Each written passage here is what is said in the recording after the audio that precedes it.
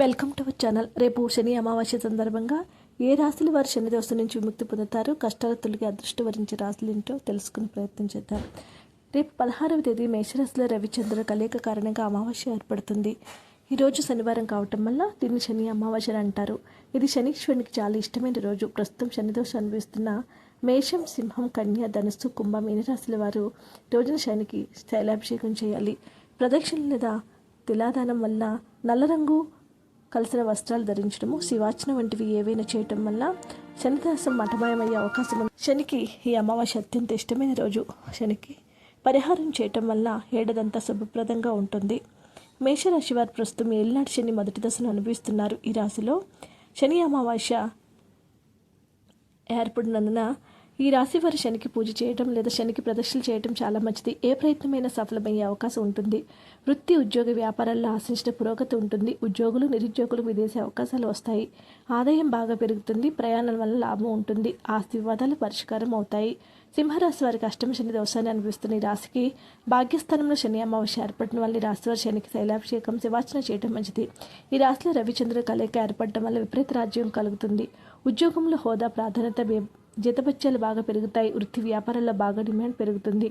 అనేక విధాలుగా ఆదాయం వృద్ధి చెందుతుంది. ఉన్నత వర్గాల వారితో పరిచయాలు ఏర్పడతాయి. కన్యా రాశి వారికి సప్తమ శని దోషంతో ఉన్నవారు ఈ రాశికి అష్టమ స్థానంలో శని అమావాస్య ఏర్పడటం వల్ల ఈ రాశి వారి శనికి శైలాభిషేకం లేదా శివార్చన చేయటం చాలా మంచిది. దీనివల్ల వీరికి ఉత్తరోత్తర అంచనాలకు మించిన ధనవృద్ధి కలుగుతుంది. సమస్య పోయి కుటుంబ జీవితం హ్యాపీగా ఉంటుంది. అనేక మార్గాల్లో ఆదాయం ఉంటుంది. ఉద్యోగంలో జీతభత్యాలు వృద్ధి చెందుతాయి. వృత్తి, వ్యాపారాల రాబడుల అంచనాలు మించుతాయి. ఇంట్లో శుభకార్యాలు జరుగుతాయి.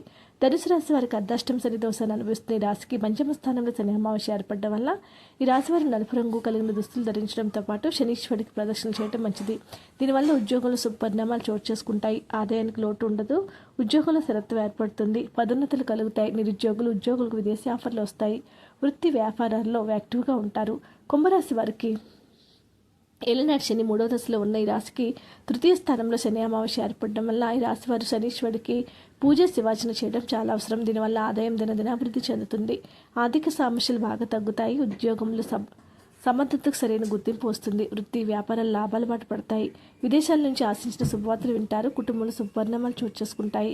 మీనరాశి వారికి ఏలినాటి శని రెండవ దశ అనుభవిస్తున్న ఈ రాశికి ధనస్థానంలో శని అమావాస్య ఏర్పడటం వల్ల ఈ రాశి వారు శనికి ప్రదర్శనలు చేయటం, నువ్వులు, మినుములు దానం చేయటం వల్ల మంచిది. దీనివల్ల శత్రురోగ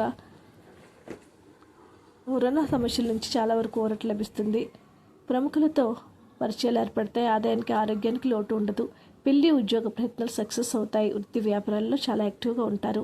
వీడియోస్ లైక్ చేయండి. మరిన్ని వీడియోస్ కోసం మా ఛానల్ సబ్స్క్రైబ్ చేసుకోండి.